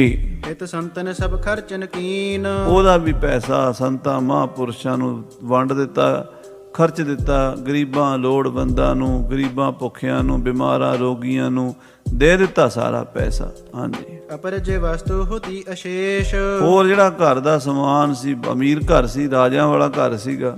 ਬੜੇ ਬੜੇ ਵਧੀਆ ਘਰ 'ਚ ਭਾਂਡੇ ਸਨ, ਬਹੁਤ ਵਧੀਆ ਕੱਪੜੇ ਸਨ, ਬਹੁਤ ਵਧੀਆ ਮੰਜੇ ਬਿਸਤਰੇ ਸਨ। ਸਭ ਲੋੜਵੰਦਾਂ ਨੂੰ ਚੁਕਾ ਦਿੱਤੇ। ਅਰਪਨ ਕਰੀ ਹੇਰ ਦਰਵੇਸ਼, ਫਕੀਰਾਂ ਨੂੰ, ਸੰਤਾਂ ਨੂੰ, ਰੱਬ ਦੇ ਪਿਆਰਿਆਂ ਨੂੰ ਦੇਤਾ ਸਾਰਾ ਕੁਝ। ਭਇਓ ਮਸਤ ਸੁਧ ਤਨ ਕੀ ਥੋਰੀ, ਕਹਿੰਦੇ ਹੁਣ ਮਸਤੀ ਵੱਧਦੀ ਗਈ, ਮਸਤੀ ਚੜ੍ਹਦੀ ਚੜ੍ਹਦੀ ਚੜ੍ਹਦੀ ਚੜ੍ਹਦੀ ਚੜ੍ਹ ਗਈ ਕਿ ਸਰੀਰ ਦੀ ਸੁੱਧ ਥੋੜੀ ਜਿਹੀ ਰਹਿ ਗਈ, ਭਾਵ ਸਰੀਰ ਦੀ ਸੁੱਧ ਬੁੱਧ ਭੁੱਲਣ ਲੱਗ ਪਈ। ਹਾਂਜੀ, ਨਿਸ ਦਿਨ ਰਹਿ ਪ੍ਰੇਮ ਮਤ ਬੋਰੀ, ਹੁਣ ਤਾਂ ਪ੍ਰੇਮ ਦੇ ਰੰਗ ਵਿੱਚ ਮਸਤ ਰਹਿਣ ਲੱਗ ਪਿਆ। ਹਰ ਵੇਲੇ ਜਿਵੇਂ ਮਹਾਰਾਜ ਦੀ ਬਾਣੀ ਚ ਆਉਂਦਾ ਨਾ, ਭਏ ਗਲਤਾਨ ਹਾਲ, ਗਲਤਾਨ ਹਾਲ, ਨਿਹਾਲ ਨਿਹਾਲ ਨਿਹਾਲ ਨਿਹਾਲ, ਉਹ ਅਵਸਥਾ ਬਣ ਗਈ। ਦਿੱਲੀ ਕੇ ਬਾਜ਼ਾਰ ਮਹਿ ਪਰੈ, ਦਿੱਲੀ ਦੇ ਕਿੱਥੇ ਈਰਾਨ, ਉਥੋਂ ਚਾਲੇ ਪਾਸਤੇ ਨੰਗੇ ਪੈਰੀ, ਕੋਈ ਪੈਸਾ ਨਹੀਂ ਜੇਬ 'ਚ ਰੱਖਿਆ, ਕੋਈ ਖਰਚਾ ਨਹੀਂ ਨਾਲ ਲਿਆ, ਸਭ ਕੁਛ ਉੱਥੇ ਈਰਾਨ ਦੇ ਵਿੱਚ, ਉੱਧਰ ਅਰਮੀਨੀਆ 'ਚ, ਈਰਾਨ ਵਿੱਚ, ਉੱਧਰ ਹੀ ਖਤਮ ਕਰ ਆਇਆ ਸਾਰਾ ਕੁਛ। ਹਿੰਦੁਸਤਾਨ ਨੂੰ ਆ ਗਿਆ ਤੇ ਹਿੰਦੁਸਤਾਨ ਵਿੱਚ ਵੀ ਕੁਝ ਵਿਦਵਾਨਾਂ ਨੇ, ਕਿਉਂਕਿ ਉਹਨਾਂ ਦੀ ਕਥਾ ਬੜੀ ਲੰਮੀ ਭਾਈ ਸਾਹਿਬ ਸੰਖੇਪ 'ਚ ਦੱਸ ਰਹੇ ਨੇ, ਕਹਿੰਦੇ ਆ ਵੀ ਪਹਿਲਾਂ ਉਹ ਮੁਲਤਾਨ ਵੀ ਆਇਆ, ਫਿਰ ਲਾਹੌਰ ਆਇਆ, ਫਿਰ ਉਹ ਸਰਹੰਦ ਤੋਂ ਹੁੰਦਾ ਦਿੱਲੀ ਗਿਆ, ਦਿੱਲੀ ਤੋਂ ਫਿਰ ਉਹ ਦੱਖਣ ਭਾਰਤ ਵੱਲ ਵੀ ਗਿਆ, ਦੱਖਣ ਭਾਰਤ ਤੋਂ ਫਿਰ ਉਹ ਦਿੱਲੀ ਆਇਆ, ਦਿੱਲੀ ਆ ਕੇ ਰਹਿੰਦਾ ਸੀ, ਦਿੱਲੀ ਦੇ ਬਾਜ਼ਾਰਾਂ ਵਿੱਚ ਰਹਿੰਦਾ ਸੀ। ਕੱਲ੍ਹ ਹੀ ਇੱਕ ਚੰਗੀ ਫੋਟੋ ਵਿਖਾ ਰਿਹਾ ਸੀ ਕੱਢ ਕੇ, ਪੁਰਾਣੇ ਜ਼ਮਾਨੇ ਦੀ, ਕਿਉਂਕਿ ਇੰਟਰਨੈਟ 'ਤੇ ਅੱਜ ਕੱਲ੍ਹ ਸਾਰਾ ਕੁਝ ਲੱਭ ਜਾਂਦਾ, ਤੇ ਉਹਨਾਂ ਮਹਾਂਪੁਰਸ਼ਾਂ ਦੀ ਫੋਟੋ, ਸਾਰਾ ਸਰੀਰ ਨੰਗਾ ਹੀ ਸੀ, ਕੱਪੜਾ ਨਹੀਂ ਸੀ ਕੋਈ ਪਹਿਨਦਾ, ਲੰਗੋਟੀ ਵੀ ਨਹੀਂ ਸੀ ਪਹਿਨਦਾ, ਆਪਣੀ ਮਸਤੀ 'ਚ ਰਹਿੰਦਾ ਸੀ, ਦਿੱਲੀ ਦੇ ਬਾਜ਼ਾਰਾਂ 'ਚ ਨੰਗਾ ਹੀ ਫਿਰਦਾ ਸੀ। ਹਾਂਜੀ, ਭਇਓ ਸੁਛੰਦ ਤਿਸੀ ਪੁਰ ਫਿਰੈ, ਕਿਉਂਕਿ ਉਹ ਸਰੀਰ ਤੋਂ ਬਾਹਰ ਜਾ ਚੁੱਕਾ ਸੀ। ਸਰੀਰ ਤਾਂ ਉਹਦਾ ਸਰੀਰ ਹੀ ਕੱਪੜਾ ਸੀ, ਬਸ ਉਹਨੇ ਸਰੀਰ ਨੂੰ ਹੀ ਕੱਪੜਾ ਸਮਝ ਲਿਆ। ਦੂਜੇ ਕੱਪੜੇ ਕੀ ਕਰਨੇ ਆ, ਦੂਜੇ ਕੱਪੜੇ ਦਾ ਤਾਂ ਪਾਉਂਦੇ ਆ ਵੀ ਅਸੀਂ ਆਪਣੇ ਆਪ ਨੂੰ ਸਰੀਰ ਸਮਝਦੇ ਹਾਂ, ਉਹ ਸਰੀਰ ਨੂੰ ਕੱਪੜਾ ਸਮਝਦੇ ਆ, ਆਪਣੇ ਆਪ ਨੂੰ ਸਰੀਰ ਤੋਂ ਵੱਖਰਾ ਸਮਝਦੇ ਆ। ਇਹੋ ਜਿਹੀ ਅਵਸਥਾ ਵਿੱਚ ਸੀਗਾ। ਆ ਪਿੱਛੇ ਜੇ ਇੱਕ ਬੰਦੇ ਨੇ ਬੜਾ ਰੌਲਾ ਪਾਤਾ ਵੀ ਭਾਈ ਸੰਤੋਖ ਸਿੰਘ ਨੇ ਲਿਖਿਆ ਮਾਤਾ ਭਾਗੋ ਜੀ ਵਸਤਰ ਨਹੀਂ ਸੀ ਪਾਉਂਦੇ। ਹੁਣ ਇਹ ਅਵਸਥਾ ਉਸ ਬੰਦੇ ਨੂੰ ਕਿਵੇਂ ਸਮਝਾਈਏ? ਉਦੋਂ ਸਮਝ ਵਾਲਾ ਖਾਨਾ ਹੀ ਕੋਈ ਨਹੀਂ। ਸਮਝ ਵਾਲਾ ਖਾਨਾ ਹੋਵੇ ਤੇ ਸਮਝਾਈਏ। ਇਹ ਜਿਹੜੇ ਵਸਤਰ ਅਸੀਂ ਪਾਏ ਨੇ ਨਾ, ਅਸੀਂ ਆਪਣੇ ਆਪ ਨੂੰ ਸਰੀਰ ਸਮਝਦੇ ਹਾਂ ਤਾਂ ਪਾਏ ਹੋਏ ਨੇ। ਉਹ ਬੰਦਿਆਂ ਦੀ ਅਵਸਥਾ ਹੁੰਦੀ ਇਹੋ ਜਿਹੀ, ਉਹ ਸਰੀਰ ਨਹੀਂ ਹੁੰਦੇ, ਉਹ ਆਤਮਾ ਰੂਪ ਹੋ ਜਾਂਦੇ ਆ, ਪਰਮਾਤਮਾ ਰੂਪ ਹੋ ਜਾਂਦੇ। ਹਰ ਹਰ ਜਨ ਦੋਈ ਏਕ ਹੈ, ਬਿਬ ਵਿਚਾਰ ਕਛ ਨਾਹੀਂ, ਜਲ ਤੇ ਉਪਜਿਤ ਰੰਗ ਜਿਉਂ ਜਲ ਹੀ ਬਿਖੈ ਸਮਾਏ। ਉਹਨਾਂ ਨੂੰ ਕੀ ਪਤਾ ਕੱਪੜੇ ਪਾਏ ਨੇ ਕਿ ਨਹੀਂ ਪਾਏ, ਉਹ ਤਾਂ ਇਹ ਸਰੀਰ ਤੋਂ ਬਹੁਤ ਉੱਪਰ ਲੰਘ ਜਾਂਦੇ ਆ। ਤੋ ਸ਼ਰਮਦ ਜੀ ਇੱਦਾਂ ਦੇ ਹੋ ਗਏ। ਦਿਨ ਦਿਨ ਪ੍ਰਤ ਬ੍ਰਿਤ ਚੜ੍ਹੈ ਸਵਾਈ, ਦਿਨੋਂ ਦਿਨ ਬਿਰਤੀ ਉੱਪਰ ਹੀ ਚੜ੍ਹਦੀ ਗਈ, ਉੱਪਰ ਹੀ ਚੜ੍ਹਦੀ ਗਈ। ਜਿਵੇਂ ਸਾਹਿਬ ਨੇ ਬਾਣੀ 'ਚ ਲਿਖਿਆ ਨਾ, ਚੜ੍ਹੈ ਸਵਾਇਆ ਨਿਤ ਨਿਤ ਰੰਗਾ, ਘਟੈ ਨਾਹੀਂ ਤੋ ਲੀਜਾ ਹੈ। ਮਹਾਰਾਜ ਸ੍ਰੀ ਗੁਰੂ ਅਰਜਨ ਦੇਵ ਜੀ ਦੇ ਬਚਨ ਨੇ ਮਾਰੂ ਰਾਗ ਵਿੱਚ, ਚੜ੍ਹੈ ਸਵਾਇਆ ਨਿਤ ਨਿਤ ਰੰਗਾ। ਉਹ ਰੰਗ ਚੜ੍ਹਦਾ ਹੀ ਗਿਆ, ਸਵਾਇਆ ਹੀ ਹੁੰਦਾ ਗਿਆ। ਗਾਂ ਦੀ ਗਾਂ ਬਿਰਤੀ ਉੱਪਰ ਚਲੀ ਗਈ, ਇੱਥੇ ਪਹੁੰਚ ਗਈ ਵੀ ਸਰੀਰ ਤੋਂ ਬਹੁਤ ਦੂਰ, ਮਨ ਤੋਂ ਵੀ ਪਰੇ ਦੂਰ, ਬੁੱਧੀ ਤੋਂ ਵੀ ਪਰੇ ਦੂਰ, ਜਿੱਥੇ ਖੁਦਾ ਹੀ ਰਹਿੰਦਾ ਹੈ। ਖੁਦ ਖੁਦਾ ਬਣ ਗਿਆ ਉਹ। ਹਾਂਜੀ, ਨਿਧ ਸਿਧ ਆਨ ਥਰੀ ਅਗਵਾਈ। ਜਦੋਂ ਉਹ ਅਵਸਥਾ ਹੁੰਦੀ ਹੈ ਨਾ, ਫਿਰ ਸਾਰੀਆਂ ਸ਼ਕਤੀਆਂ, ਪਾਵਰਾਂ, ਤਾਕਤਾਂ ਸਾਹਮਣੇ ਆ ਕੇ ਖਲੋ ਜਾਂਦੀਆਂ ਨੇ। ਫਿਰ ਤਾਂ 33 ਕਰੋੜ ਦੇਵਤੇ ਵੀ ਹੱਥ ਜੋੜ ਕੇ ਕਹਿੰਦੇ ਵੀ ਦੱਸ ਕੀ ਸੇਵਾ ਕਰੀਏ ਤੇਰੀ। ਸੂਰਜ ਚੰਦ ਉਹਦੇ ਹੁਕਮ 'ਚ ਹੋ ਜਾਂਦੇ ਨੇ, ਧਰਤੀ ਆਕਾਸ਼ ਉਹਦੇ ਭਾਣੇ ਵਿੱਚ ਚੱਲਦੇ ਨੇ। ਉਹ ਦਰਿਆਵਾਂ ਨੂੰ ਰੋਕ ਸਕਦਾ ਹੈ, ਉਹ ਹਵਾਵਾਂ ਨੂੰ ਰੋਕ ਸਕਦਾ ਹੈ, ਉਹਦੀ ਪਾਵਰ ਹੁੰਦੀ ਹੈ। ਉਹ ਅਵਸਥਾ ਉਹਦੇ ਕੋਲ ਪ੍ਰਾਪਤ ਹੋ ਗਈ। ਰਿੱਧੀਆਂ ਸਿੱਧੀਆਂ ਸਭ ਸ਼ਰਮਦ ਦੇ ਪੈਰਾਂ 'ਚ ਖੜ ਗਈਆਂ ਆ ਕੇ। ਹਾਂਜੀ, ਤਿਨ ਕੋ ਆਦਰ ਨਹੀਂ ਕਰੰਤਾ, ਪਰ ਰਿੱਧ ਸਿੱਧ ਅਵਰਾ ਸਾਧ। ਉਹ ਹੁਣ ਉਹਨਾਂ ਨੂੰ ਕੀ ਕਰੇ? ਉਹਨੂੰ ਰਿੱਧੀਆਂ ਸਿੱਧੀਆਂ ਕੀ ਪਰਵਾਹ ਹੈ? ਉਹ ਆਪਣੇ ਰੰਗ ਵਿੱਚ ਰੰਗਿਆ ਗਿਆ। ਜਿੱਥੇ ਉਹ ਪਹੁੰਚ ਗਿਆ ਉੱਥੇ ਰਿੱਧੀਆਂ ਸਿੱਧੀਆਂ ਦੀ ਕੀ ਪਰਵਾਹ ਸੀ? ਉਹ ਰਿੱਧੀਆਂ ਸਿੱਧੀਆਂ ਵੱਲ ਵੇਖਦਾ ਵੀ ਨਹੀਂ, ਉਹਨਾਂ ਦਾ ਆਦਰ ਨਹੀਂ ਕਰਦਾ, ਉਹਨੂੰ ਰਿੱਧੀਆਂ ਸਿੱਧੀਆਂ ਦੀ ਲੋੜ ਹੀ ਕੋਈ ਨਹੀਂ। ਪਰਮੇਸ਼ਰ ਕੋ ਪ੍ਰੇਮ ਧਰੰਤਾ, ਉਹਦੇ ਆਪਣੇ ਪ੍ਰਭੂ ਦੇ ਰੰਗ ਵਿੱਚ ਰੰਗਿਆ ਸੀ। ਅੱਲਾਹੂ ਅੱਲਾਹੂ ਅੱਲਾਹੂ। ਤੇ ਅੱਲਾਹੂ ਹੁਣ ਅੱਲਾਹੂ ਨਹੀਂ ਰਹਿ ਗਿਆ ਸੀ, ਹੁਣ ਅਨਲ ਹੱਕ ਹੋ ਗਿਆ ਸੀ ਕਿ ਮੈਂ ਹੀ ਉਹ ਹਾਂ। ਜਿਵੇਂ ਅੱਲਾਹੂ ਤਾਂ ਉਦੋਂ ਕਹਿੰਦਾ ਜਦੋਂ ਅੱਲਾ ਦੂਜਾ ਹੁੰਦਾ, ਜਦੋਂ ਆਪ ਅੱਲਾ ਬਣ ਜਾਂਦਾ ਫਿਰ ਕਿਵੇਂ ਕਹੇਗਾ? ਕਵੇ ਕਿਸ ਨੂੰ, ਫਿਰ ਤਾਂ ਆਪੇ ਆਪੇ ਜਪੋ ਆਪਣਾ ਜਾਪ। ਆਪੇ ਆਪ ਖਾਏ ਹੋਂ ਮੇਟੇ ਅਣਦਿਨ ਹਰ ਰਸ ਗੀਤ ਗਵਈਆ। ਗੁਰਮੁਖ ਪਰਚੈ ਕੰਚਨ ਕਾਇਆ ਨਿਰਭਉ ਜੋਤੀ ਜੋਤ ਮਿਲਈਆ। ਮੈਂ ਹਰ ਹਰ ਨਾਮ ਆਧਾਰ ਰਮਈਆ। ਉਹ ਜਿਹੜੀ ਅਵਸਥਾ ਸਤਿਗੁਰਾਂ ਨੇ ਲਿਖੀ ਚੌਥੇ ਪਾਤਸ਼ਾਹ ਜੀ ਨੇ, ਆਪੇ ਨੂੰ ਆਪਾ ਖਾ ਗਿਆ, ਆਪੇ ਆਪ ਖਾਏ। ਇੱਕ ਆਪਾ ਇਹ ਹੈ ਜਿਹੜਾ ਆਪਾਂ ਲਈ ਫਿਰਦੇ ਹਾਂ, ਆਪਾਂ ਇਹ ਆਪਾਂ ਮੈਂ। ਇੱਕ ਉਹ ਮੈਂ ਹੈ ਜਿਹੜੀ ਅਸਲ ਹੈ, ਉਸ ਮੈਂ ਨੇ ਇਸ ਮੈਂ ਨੂੰ ਖਾ ਲਿਆ। ਆਪੇ ਨੂੰ ਮੈਲੇ ਆਪੇ ਨੂੰ ਸ਼ੁੱਧ ਆਪਾ ਖਾ ਗਿਆ, ਬਸ ਉਹ ਹੀ ਆਪਾ ਰਹਿ ਗਿਆ। ਹਾਂਜੀ, ਹੋਏ ਬੇਤਮਾ ਜਗਤ ਕੀ ਦਿਸ਼ ਤੇ। ਬੇਤਮਾ ਹੋ ਗਿਆ, ਤਮਾ ਨਹੀਂ ਰਹੀ, ਤ੍ਰਿਸ਼ਨਾ ਨਹੀਂ ਰਹੀ ਕੋਈ। ਜਗਤ ਵਾਲੇ ਪਾਸਿਓਂ ਹੁਣ ਕੋਈ ਖਵਾਇਸ਼ ਨਹੀਂ, ਨਾ ਖਾਣ ਦੀ, ਨਾ ਪੀਣ ਦੀ, ਨਾ ਮਾਣ ਦੀ, ਨਾ ਸਤਿਕਾਰ ਦੀ, ਨਾ ਇੱਜ਼ਤ ਦੀ, ਨਾ ਬੇਇੱਜ਼ਤੀ ਦੀ, ਨਾ ਚੰਗੇ ਦੀ, ਨਾ ਮਾੜੇ ਦੀ। ਉਹ ਇਸ ਤਰ੍ਹਾਂ ਦੀ ਅਵਸਥਾ ਬਣ ਗਈ। ਪ੍ਰਭ ਰਸ ਤੇ ਬਨ ਕਰ ਮਨ ਮਸਤੇ। ਪ੍ਰਭੂ ਦੇ ਰਸ ਦੇ ਵਿੱਚ ਮਸਤ ਹੋ ਗਿਆ। ਸ਼ਾਹੇ ਰੰਗ ਏਕੈ ਕਰ ਜਾਨਾ। ਹੁਣ ਰਾਜਾ ਤੇ ਭਿਖਾਰੀ ਇੱਕੋ ਹੀ ਦਿਸਦੇ। ਸ਼ਾਹੇ ਰੰਗ ਏਕੈ ਕਰ ਜਾਨਾ, ਰਾਜਾ ਵੀ ਉਹ ਤੇ ਭਿਖਾਰੀ ਵੀ ਉਹ। ਹੁਣ ਸਾਨੂੰ ਤਾਂ ਲੱਗਦਾ ਉਹ ਰਾਜਾ ਦਾ ਸਤਿਕਾਰ ਕਰਨਾ, ਇਹ ਭਿਖਾਰੀ ਹੈ ਪਰੇ ਹਟ। ਗਰੀਬ ਆਦਮੀ ਨੂੰ ਕੋਈ ਨੇੜੇ ਨਹੀਂ ਲਾਉਂਦਾ, ਅਮੀਰ ਦੇ ਰਸਤਾ ਛੱਡ ਕੇ ਖਲੋ ਜਾਂਦੇ ਹੱਥ ਜੋੜ ਕੇ। ਪਰ ਉਹਦੇ ਵਾਸਤੇ ਰਾਜਾ ਕੀ ਤੇ ਭਿਖਾਰੀ ਕੀ, ਉਹ ਤਾਂ ਸਭ ਇੱਕੋ ਹੀ ਰੂਪ ਹੋ ਗਿਆ। ਹਾਂਜੀ, ਹਿਰਦੇ ਆਨੰਦਤ ਮਨ ਮਸਤਾਨਾ। ਮਸਤੀ ਇੰਨੀ ਚੜ ਗਈ, ਮਨ ਆਨੰਦ ਹੀ ਆਨੰਦ ਹੋ ਗਿਆ। ਇੱਕ ਦਿਨ ਠਾਡੋ ਵਿੱਚ ਬਾਜ਼ਾਰ। ਇੱਕ ਦਿਨ ਦੀ ਗੱਲ ਹੈ, ਸ਼ਰਮਦ ਬਾਜ਼ਾਰ ਵਿੱਚ ਖੜਾ ਸੀ। ਤੋ ਨਗਨ ਕੋ ਬਸਤਰ ਨ ਤਹਾਰ। ਤੇ ਨੰਗਾ ਖੜਾ ਸੀ, ਕੱਪੜਾ ਕੋਈ ਨਹੀਂ ਸੀ ਪਾਇਆ ਹੋਇਆ। ਨੌ ਰੰਗ ਨਿਕਸਿਓ ਚੜ ਕਰ ਹਾਥੀ। ਔਰੰਗਾ ਹਾਥੀ ਤੇ ਚੜ ਕੇ ਨਿਕਲਿਆ ਕਿਤੇ ਸ਼ਹਿਰ ਦੀ ਸੈਰ ਕਰਨ ਲਈ ਜਾਂ ਨਮਾਜ਼ ਪੜ੍ਹਨ ਲਈ ਜੁਮੇ ਦੀ, ਕਿਸੇ ਕੰਮ ਲਈ। ਔਰੰਗਜ਼ੇਬ ਹਾਥੀ ਤੇ ਬਹਿ ਕੇ ਦਿੱਲੀ ਦੇ ਬਾਜ਼ਾਰ ਚੋਂ ਗੁਜ਼ਰਿਆ। ਚਾਕਰ ਭਏ ਹਜ਼ਾਰ ਹੋਂ ਸਾਥੀ। ਹਜ਼ਾਰਾਂ ਨੌਕਰ ਚਾਕਰ ਅਫਸਰ ਵੱਡੇ ਛੋਟੇ ਬਾਦਸ਼ਾਹ ਦੀ ਸਵਾਰੀ ਦੇ ਨਾਲ ਜਾ ਰਹੇ ਸਨ। ਲੋਕ ਹਟਾਵਨ ਹਾਰ ਨਿਹਾਰੇ। ਤੇ ਅੱਗੇ ਬੰਦੇ ਰਸਤਾ ਛੱਡੋ, ਖਾਲੀ ਕਰੋ, ਹਟੋ ਹਟੋ ਹਟੋ ਹਟੋ ਕਰਦੇ ਫਿਰਦੇ ਸਨ। ਹਰਲ ਕਰਦੇ ਫਿਰਦੇ, ਜਿਵੇਂ ਅਫਸਰਾਂ ਦੇ ਅੱਗੇ ਅੱਗੇ ਰਾਜਿਆਂ ਮਹਾਰਾਜਿਆਂ ਦੇ ਉਹ ਜਿਹੜੇ ਚਮਚਾਗਰ ਲੋਕ, ਉਹ ਇਦਾਂ ਫਿਰਦੇ ਸੀ। ਹਾਂਜੀ, ਦੂਰ ਦੂਰ ਸਭ ਕਰਤ ਉਚਾਰੇ। ਦੂਰ ਹੋ ਜਾਓ, ਦੂਰ ਹੋ ਜਾਓ, ਪਰੇ ਹਟ ਜਾਓ, ਪਰੇ ਹਟ ਜਾਓ। ਬਾਦਸ਼ਾਹ ਦੀ ਸਵਾਰੀ ਆ ਰਹੀ ਹੈ, ਸ਼ਹਿਨਸ਼ਾਹ ਆ ਰਿਹਾ, ਇਦਾਂ ਦੀ ਰੌਲਾ ਪਾਉਂਦੇ ਹੋਏ ਆ ਰਹੇ ਸਨ। ਸਰਮਦ ਸੋ ਤਿਨ ਆਨ ਉਚਾਰੀ। ਉਹਨਾਂ ਬੰਦਿਆਂ ਨੇ ਸ਼ਰਮਦ ਨੂੰ ਵੀ ਬਾਜ਼ਾਰ 'ਚ ਖੜਾ ਸੀ, ਉਹ ਤਾਂ ਉਹਦੇ ਤਾਂ ਉੱਥੇ ਧਿਆਨ ਲੱਗਾ ਸੀ, ਅੱਖਾਂ ਬੰਦ ਸਨ, ਪਿੰਡੇ ਤੇ ਕੱਪੜਾ ਕੋਈ ਪਾਇਆ ਨਹੀਂ ਸੀ, ਉਹਦੇ ਮਸਤ ਖੜਾ ਸੀ ਆਪਣੀ ਮਸਤੀ। ਉਹਨੂੰ ਆ ਕੇ ਉਹਨਾਂ ਨੌਕਰਾਂ ਨੇ ਕਿਹਾ, ਨਗਨ ਥਿਰਹੁ ਨਹਿ ਸ਼ਾਹੋ ਅਗਾਰੀ। ਉਹ ਫਕੀਰ ਤੂੰ ਨੰਗਾ ਹੈ, ਪਰੇ ਹੋ ਜਾ, ਬਾਦਸ਼ਾਹ ਸਲਾਮਤ ਦੀ ਸਵਾਰੀ ਆ ਰਹੀ, ਕੱਪੜਾ ਨਹੀਂ ਪਾ, ਕੱਪੜਾ ਪਾ ਲੈ ਜਾਂ ਰਸਤੇ ਤੋਂ ਪਰੇ ਹਟ ਜਾ। ਹਾਂਜੀ, ਸੁਨ ਨੌ ਰੰਗ ਤਿਸ ਦਿਸ਼ਾ ਨਿਹਰਤੇ। ਜਦੋਂ ਔਰੰਗਜ਼ੇਬ ਨੇ ਵੇਖ ਲਿਆ ਵੀ ਉਹ ਬੰਦਾ ਹਟਦਾ ਨਹੀਂ, ਰਸਤੇ 'ਚ ਖੜਾ ਹੈ, ਉਹ ਤੇ ਆਪਣੀ ਮਸਤੀ 'ਚ ਖੜਾ ਸੀਗਾ, ਔਰੰਗਜ਼ੇਬ ਆਪਣਾ ਹਾਥੀ ਨੇੜੇ ਲੈ ਗਿਆ। ਹਾਂਜੀ, ਵਸਤਰ ਦੀਨ ਦੁਆ ਗਜ ਨਿਜ ਕਰਤੇ। ਤੇ ਔਰੰਗਜ਼ੇਬ ਨੇ ਆਪਣੇ ਹਾਥੀ ਦੇ ਉੱਤੋਂ 2 ਗਜ ਦਾ ਪਰਨਾ ਕੱਪੜਾ ਆਪਣੇ ਕੋਲੋਂ ਸੁੱਟਿਆ ਵੀ ਆ ਲੈ ਫਕੀਰ, ਆਪਣੀ ਲੱਕ ਨੂੰ ਬੰਨ੍ਹ ਲੈ। ਹਾਂਜੀ, ਕਹਿਓ ਸੋ ਨਗਨ ਛਾਦ ਬੋ ਕੀਜੈ। ਇਹਦੇ ਨਾਲ ਆਪਣਾ ਨੰਗੇਜ ਢੱਕ ਲੈ। ਬਿਨ ਛਾਦੇ ਨਹਿ ਬਹਿਰ ਥਰੀਜੈ। ਇਹਦਾ ਨੰਗਾ ਖੜਨਾ ਸ਼ਰ੍ਹਾ ਦੇ ਵਿਰੁੱਧ ਹੈ।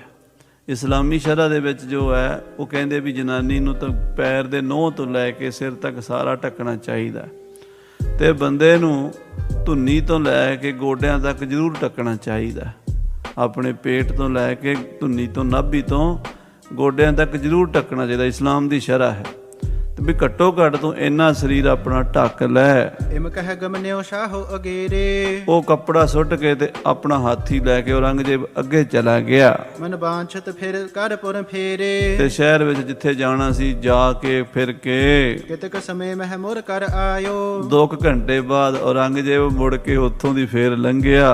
ਤਹਿ ਠਾਡੋ ਸਰਮਦ ਦਰਸਾਇਓ। ਫਕੀਰ ਫੇਰ ਉੱਥੇ ਹੀ ਖੜਾ ਸੀ, ਸ਼ਰਮਦ ਖੜਾ ਸੀ ਉਦਾਂ ਹੀ। ਬਾਂਧਿਓ ਸਿਰ ਪਰ ਦਿਓ ਸੋ ਚੀਰ। ਜਿਹੜਾ ਕੱਪੜਾ ਦਿੱਤਾ ਸੀ ਔਰੰਗਜ਼ੇਬ ਨੇ, ਉਹ ਸ਼ਰਮਦ ਨੇ ਆਪਣੇ ਸਿਰ ਤੇ ਬੰਨਿਆ ਹੋਇਆ ਸੀ। ਖਰੋ ਪ੍ਰਥਮ ਸਮ ਨਗਨ ਸ਼ਰੀਰ। ਪਰ ਸਰੀਰ ਤੇ ਲੱਕ ਤੇ ਕੁਛ ਨਹੀਂ ਸੀ ਬੰਨਿਆ, ਲੱਕੋਂ ਨੰਗਾ ਹੀ ਸੀਗਾ। ਨੌ ਰੰਗ ਨੇਰੇ ਕੀ ਨਸ ਹਾਥੀ। ਔਰੰਗੇ ਨੇ ਹਾਥੀ ਫਿਰ ਨੇੜੇ ਕੀਤਾ, ਕਹਿੰਦਾ ਇਹ ਬੰਦਾ ਬੜਾ ਅਜੀਬ ਹੈ, ਮੈਂ ਤਾਂ ਇਹਨੂੰ ਕੱਪੜਾ ਦਿੱਤਾ ਸੀ ਲੱਕ ਤੇ ਬੰਨਣ ਨੂੰ, ਇਹਨੇ ਸਿਰ ਤੇ ਬੰਨਿਆ ਹੋਇਆ। ਪੁੱਛੀਏ ਤਾਂ ਸਹੀ ਇਹਨੂੰ।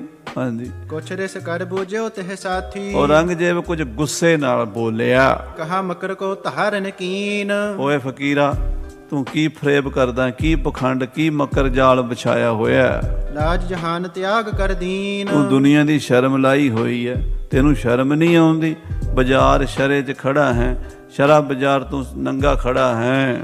ਥੁਰਿਓ ਬਸਤਰ ਲੈ ਲੱਖ ਹਮ ਦਇਓ, ਹਾਂ, ਤੈਨੂੰ ਇਹ ਸੋਚ ਕੇ ਵੀ ਤੇਰੇ ਕੋਲ ਕੱਪੜਾ ਨਹੀਂ ਹੋਣਾ, ਕੱਪੜਾ ਥੁੜਿਆ, ਤੇ ਤੇਰੀ ਥੋੜ ਕਰਕੇ ਤੈਨੂੰ ਅਸੀਂ ਕੱਪੜਾ ਦਿੱਤਾ ਸੀ। ਕਿਉਂ ਨਹਿ ਨਗਨ ਛਾਦ ਕਰ ਲਿਓ, ਉਹ ਕੱਪੜਾ ਸਿਰ ਤੇ ਕਿਉਂ ਬੰਨਿਆ, ਲੱਕ ਨੂੰ ਕਿਉਂ ਨਹੀਂ ਬੰਨਿਆ, ਨੰਗੇਜ ਕਿਉਂ ਨਹੀਂ ਢੱਕਿਆ ਆਪਣਾ।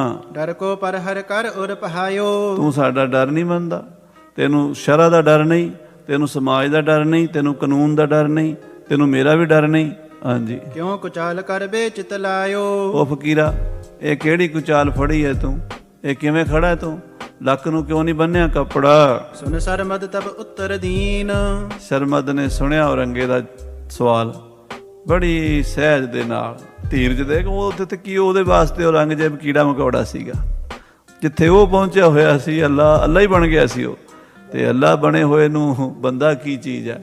ਉਹਨੇ ਆਖਿਆ, ਔਰੰਗਜ਼ੇਬ ਸੁਣ, ਤੋ ਪਿਖਿਓ ਬੁੱਧ ਤੇ ਹੀਨ, ਅਸੀਂ ਪਾਗਲ ਮੂਰਖ ਬੜੇ ਵੇਖੇ, ਪਰ ਤੂੰ ਸਾਰਿਆਂ ਦਾ ਵੱਡਾ ਹੈ।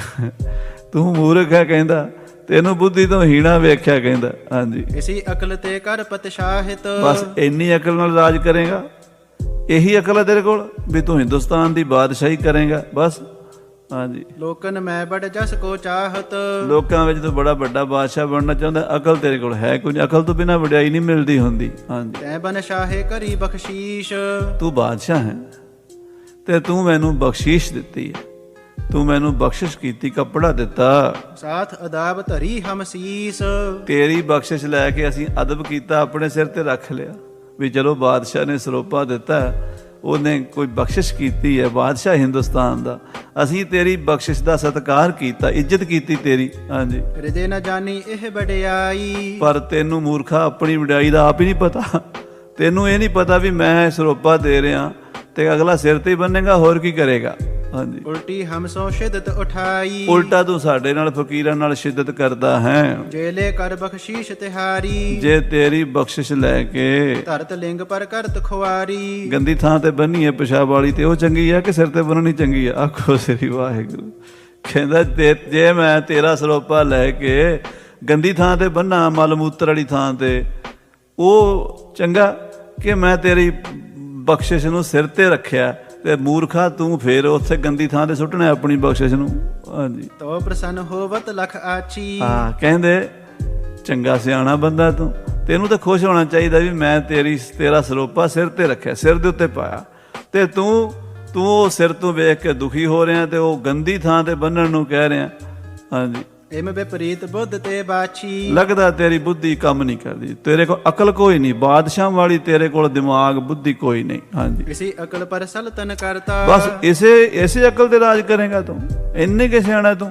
ਹਾਂਜੀ। ਤੁਰਕ ਹਿੰਦ ਕੋ ਨਿਆਉ ਨਿਬਰਤਾ, ਹਿੰਦੂ ਤੇ ਮੁਸਲਮਾਨ ਦਾ ਤੂੰ ਕੀ ਇਨਸਾਫ ਕਰੇਗਾ, ਤੈਨੂੰ ਤਾਂ ਇੰਨੀ ਵੀ ਅਕਲ ਨਹੀਂ ਵੀ ਮੇਰਾ ਦਿੱਤਾ ਸਰੋਪਾ ਲੈ ਕੇ ਅਗਲੇ ਨੇ ਸਿਰ ਤੇ ਬੰਨਣਾ ਜਾਂ ਗੰਦੀ ਥਾਂ ਤੇ ਬੰਨਣਾ। ਸੁਨਨ ਰੰਗ ਜਰ ਬਰ ਉਰ ਗਇਓ, ਸਰਮਦ ਦਾ ਜਵਾਬ ਸੁਣ ਕੇ ਔਰੰਗਜ਼ੇਬ ਸੜ ਬੜ ਗਿਆ, ਕੋਲਾ ਹੋ ਗਿਆ। ਉੱਤਰ ਨਹੀਂ ਆਪ ਤੋ ਭਇਓ, ਪਰ ਫਕੀਰ ਦੇ ਸਾਹਮਣੇ ਗੱਲ ਕੋਈ ਆਈ ਨਹੀਂ, ਉੱਤਰ ਨਹੀਂ ਹੋਇਆ। ਕੀ ਕਹਿੰਦਾ ਉਹਨੂੰ, ਉਹਨੇ ਗੱਲ ਹੀ ਇਹੋ ਜਿਹੀ ਕਰਤੀ, ਨਿਰੁੱਤਰ ਕਰ ਦਿੱਤਾ, ਲਾਜਵਾਬ ਕਰ ਦਿੱਤਾ। ਲੱਜਤ ਹੋਏ ਕਸ਼ਟ ਕੋ ਪਾਵਾ, ਸ਼ਰਮਿੰਦਾ ਹੋ ਕੇ, ਕਸ਼ਟ ਪਾ ਕੇ, ਬੜਾ ਦੁਖੀ ਹੋ ਕੇ ਰਿਸ਼ਤ ਆਪਨੇ ਸਦਨ ਸਿਧਾਵਾ, ਆਪਣੇ ਘਰ ਨੂੰ ਔਰੰਗਾ ਚਲਾ ਗਿਆ। ਹਿਰਦੇ ਈਰਖਾ ਅਧਿਕ ਉਠਾਈ, ਪਰ ਮਨ ਵਿੱਚ ਬੜੀ ਈਰਖਾ, ਬੜੀ ਜੈਲਸ ਕੀਤੀ ਵੀ ਇਹ ਬੰਦੇ ਨੇ ਮੇਰੀ ਬੇਇੱਜ਼ਤੀ ਕਰਤੀ ਹੈ। ਮਹਿਮਾ ਦਰਵੇਸ਼ ਨਾ ਲਖ ਪਾਈ, ਪਰ ਸਾਧੂ ਮਹਾਂਪੁਰਸ਼ ਬ੍ਰਹਮ ਗਿਆਨੀ ਦੀ ਮਹਿਮਾ ਨਹੀਂ ਜਾਣ ਸਕਿਆ ਔਰੰਗਜ਼ੇਬ। ਸਮਝੋ ਫੇਰ ਕੁਤਰਕ ਉਠਾਈ, ਮਨ ਵਿੱਚ ਇਹ ਕੁਤਰਕ ਇਹਨੂੰ ਫਿਰ ਦੇਖਾਂਗੇ, ਕਿਸੇ ਮੁਕੱਦਮੇ 'ਚ ਫਸਾਵਾਂਗੇ ਇਹਨੂੰ। ਇਦਾਂ ਇਹਨੇ ਪਾਲਿਸੀ ਬਣਾ ਲਈ ਤੇ ਮਹਾਂਪੁਰਸ਼ ਸਰਮਦ ਨੂੰ ਕੋਈ ਝੂਠਾ ਮੁਕੱਦਮਾ ਲੱਭ ਰਿਹਾ ਸੀ, ਅਖੀਰ ਇਹਨੇ ਬਣਾ ਹੀ ਲਿਆ ਕੇਸ ਤੇ ਉਹਦੇ ਵਿੱਚ ਫਿਰ ਇਹਨੂੰ ਸ਼ਹੀਦ ਕੀਤਾ ਸੀ। ਉਹ ਕਿਵੇਂ ਕੀਤਾ ਸੀ, ਉਹ ਕਥਾ ਆਪਾਂ ਅੱਗੇ ਸਰਵਣ ਕਰਾਂਗੇ। ਹੇ ਗੋਬਿੰਦ, ਹੇ